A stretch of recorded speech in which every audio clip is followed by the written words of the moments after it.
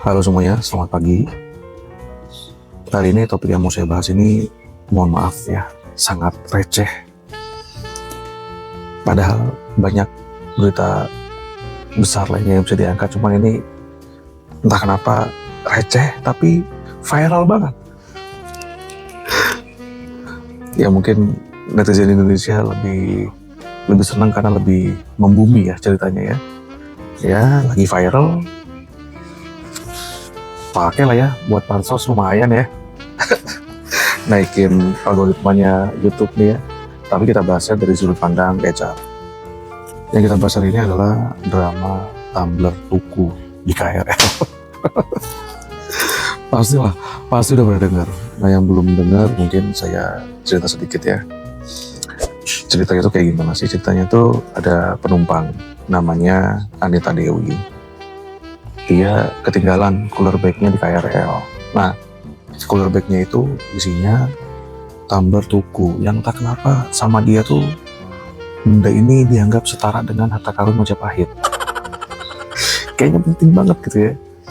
Nah, pas ketinggalan tuh sebenarnya dia langsung hubungin pihak KAI-nya. Petugas KAI berhasil tuh nemuin cooler bagnya. Dia buka, terus difoto. Ini ya, Bu, barangnya udah ketemu. Pas di foto, terlihat di foto tersebut ada tumblernya. Terus besoknya, Anita bersama suami janjian ketemu sama petugas KAI-nya. Pas ketemu, diambil tasnya. Tapi pas dibuka, tumblernya nggak ada. Di situ, ya mereka melakukan pengecekan lah ya bersama-sama dan nggak terima tuh tumblernya hilang.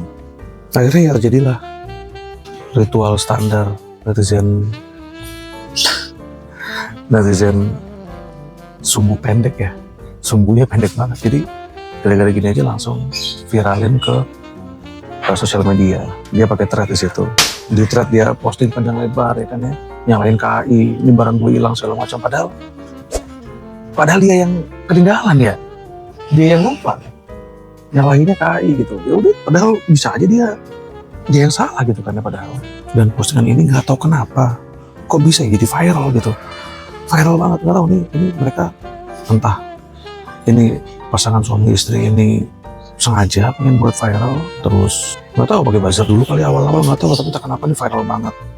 Dan publik Indonesia ya udah kalau ngeliat kayak gini kan ada langsung gaspol aja, wifi 9 bps langsung jadi 100 bps kalau ketemu drama kayak gini ya, gaspol terus. Nah terus petugas KAI-nya namanya Arki apa Argi? Oh Argi, namanya Argi. Itu chat suaminya, cerita lah prosedur kami seperti ini itu. Kalau mau lihat CCTV mohon bapak lapor polisi ya. Tapi suaminya nggak mau lapor polisi juga sih ya. Terus dia bilang saya udah dipanggil sama pusat, kemungkinan saya akan dipecat. Boleh nggak saya ganti aja tumblernya? Tolonglah di take down itu postingannya, kita selesaikan dengan baik-baik. Nah karena ada kata-kata saya hampir dipecat, netizen yang katanya dipecat beneran. Padahal enggak ya, langsunglah narasinya berubah tuh, publik membela petugas KAI-nya. Nah karena publiknya membela petugas KAI, yang namanya netizen ini aneh sih ya, ini aneh banget deh. Saking aneh tuh gini loh, dia ngerasa Anita yang berlebihan, terus dicari tahu dong dia kerja di mana. Ini gila sih, dicari tahu dia kerja kemana, di mana. Terus ketemu tuh dia kerja di PT Daiden Utama Pialang Asuransi. Akun Instagram perusahaannya langsung banjir dikasih rating 1. Kasihan ya, ini kayak debt collector yang ngutang orang lain yang ditagih kita. Terus kayak gini nih, yang bikin masalah Anita Dewi dan suami, yang jadi yang ditagih, yang jadi apa namanya, kena sasaran netizen, malah perusahaannya. Kan aneh banget ya. Biasanya kan kalau misalnya kita di SMS, di telepon debt collector, ya udahlah ya, matiin aja, reject aja udah, orang yang utang bukan gue. Harusnya ya perusahaan juga gitu dong, ya udah aja lah, itu kan orang lain, karyawan gue, tapi kan bukan perusahaan gitu ya.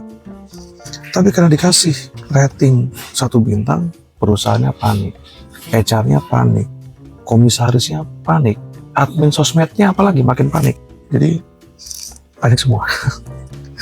Akhirnya tanggal 27 November keluar tuh official letter dari mereka, isinya diterminasi. Nanti di akhir video kita bahas ya, bagaimana cara menterminasi atas kejadian seperti ini. Bisa nggak sih sebenarnya? Kita lihat ya. Statement dari perusahaan itu karena perilakunya tidak mencerminkan value perusahaan. Tidak mencerminkan value perusahaan. Saya nggak tahu value perusahaannya apa, gue nggak tahu. Tapi intinya itu ya udah dipecat. Nah, sekarang kita ke suaminya. Netizen juga melakukan hal yang sama. Dia cari tahu nih tempat kerjanya suaminya. Ketemu, dia kerja di rumah kopi. Itu kedai kopi. Kasihan ya. Itu keren juga tuh, dikasih rating 1 juga. Ya, sebagai kedai kopi, mereka pasti nggak nyangka ya bakal ngalamin hal serumit ini. Lebih rumit daripada naiknya harga biji kopi. Iya. Tapi perusahaannya bilang, juga ini official statement, dia bilang ya kami sedang evaluasi dan rekonsiliasi. Bahasa HR-nya kita lihat dulu ya, se-viral apa dan se-severe apa kita tarik atau kita dorong. Tarik atau dorong ini buat si suaminya ya. Kalau dia tidak bisa meredam situasi, ya mungkin dorong.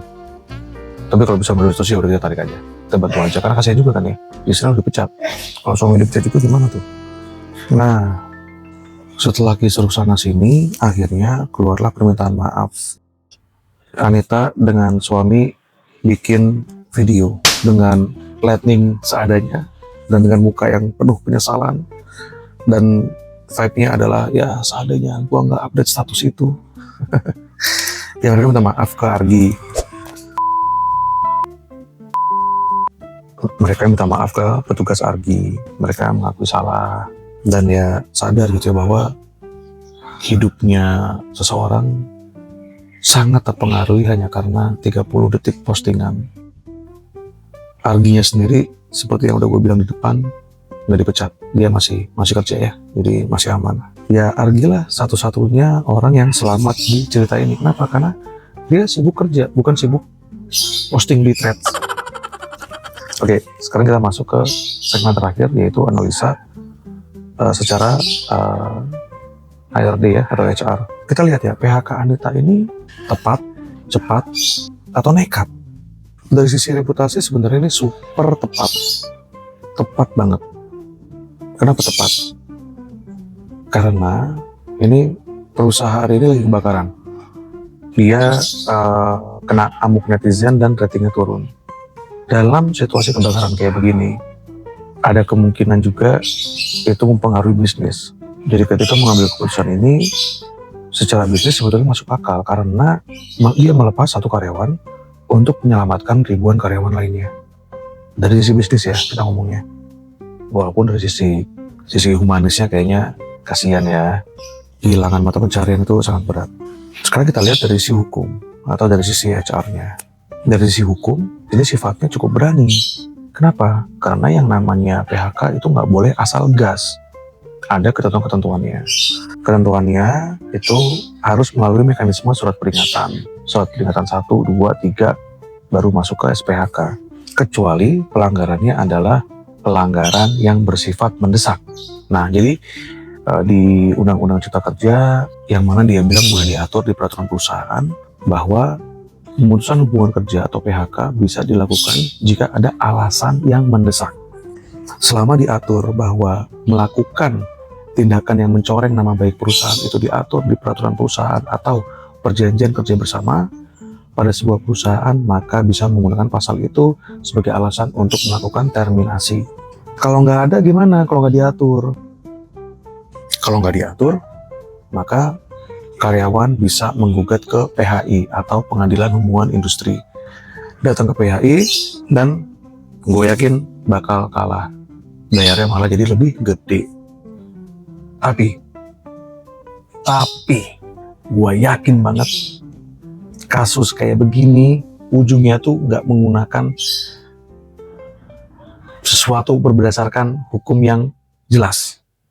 Pasti banget dia menggunakan yang namanya MSA, Mutual Separation Agreement, atau dalam bahasa Indonesia PB, perjanjian bersama. Yakin gue pasti pakai ini. Ini pola yang paling sering dipakai. HR panggil, HR jelasin. Nama perusahaan rusak, kamu bikin chaos. Kita bisa proses ini secara panjang lebar, atau kita selesaikan, kita akhiri dengan baik-baik. Ya udah, endingnya karyawan menandatangani perjanjian bersama, sepakat untuk mengakhiri ini bersama-sama. Jadi ketika karyawan menandatangani kesepakatan bersama, yaitu bukan bisa jadi dipecat, bisa jadi dianggap resign, karena kedua belah pihak sepakat. Makanya muncullah terminologi baru, yaitu kesepakatan bersama. Gak dipecat, gak resign juga, tapi sepakat sama-sama mengakhiri, karena kedua belah pihak juga menginginkan hal yang sama. Ya ada beberapa pembelajaran di sini. Ya, yang pertama, yang paling basic, lu kalau emosi ya udah, jangan langsung main posting aja, sabar, pikirin dulu deh, ini kenapa sih kok begini, ya prosedurnya bener apa enggak, daripada ini udah sering kejadian ya, someone try to make someone else looks bad, padahal itu malah membuat dirinya sendiri terlihat buruk. Ingat nggak kasus anak SMA yang ngerokok ditampar sama kepala sekolahnya, mamanya bikin viral, lapor ke polisi segala macam. Akhirnya apa? Berbalik juga kan, malah anaknya yang jadi sasaran bully sekarang. Sabar dulu deh, mending selesaikan baik-baik langsung deh ya. Sebagai customer tuh pasti didengerin kok keluhan kita apa. Kalau langsung main viral gitu tuh pasti bumerang lah. Itu yang pertama. Yang kedua, itu yang hilang tumbler harganya berapa sih? Hah? Perlu gue cari nih, tumbler tuku harga berapa? Coba gue cari ya. Tumbler tuku harganya berapa? Itu pernah tahu gue berapa sih harganya? Tuh. Ya elah harganya. Ini paling mahal 450.000. 450.000 paling mahal. Sekarang lu kehilangan kerjaan lu, mending beli baru lagi gak sih? Ya kan, tumbler baru lagi enak, ganti suasana. Jangan beli tuku lagi lah, yang lain gitu apa. 450.000 mah murah cuy. Murah dibandingkan dengan kalau kehilangan pekerjaan, ya bukan bermaksud menyepelekan. Dan yang terakhir, ingat ya, ini kalau udah masuk viral, prosesnya tuh bisa kemana-mana, dan itu membawa-bawa perusahaan, membawa-bawa keluarga, membawa-bawa yang lain-lain. Netizen Indonesia cukup pedih, cukup jelimet, cukup detail dalam merusak reputasi seseorang. Jadi berhati-hati, jangan sembarangan langsung posting aja. So, sebagai closing, ini bukan sekedar hilangnya tumbler tuku, tapi ini lebih ke arah bahwa pelajaran nasional. Karena ini ributnya nasional. Pelajaran nasional bahwa jempol itu lebih tajam daripada pedang. Asik. Ya kalau ada masalah ya udahlah, laporkan aja dengan benar. Jangan upgrade diri jadi Sherlock Holmes versi drama. Karena kalau petunjuknya salah ya udah, konsekuensinya makin salah. Aduh, makin silau. Oke, gue tutup pakai sebuah kalimat bahwa yang hilang tuh bukan cuman tumblernya aja, tapi juga yang hilang adalah karir, harga diri, dan masa depan. So, hati-hati. Itu aja, sampai ketemu lagi di next video. Bye-bye. Peace.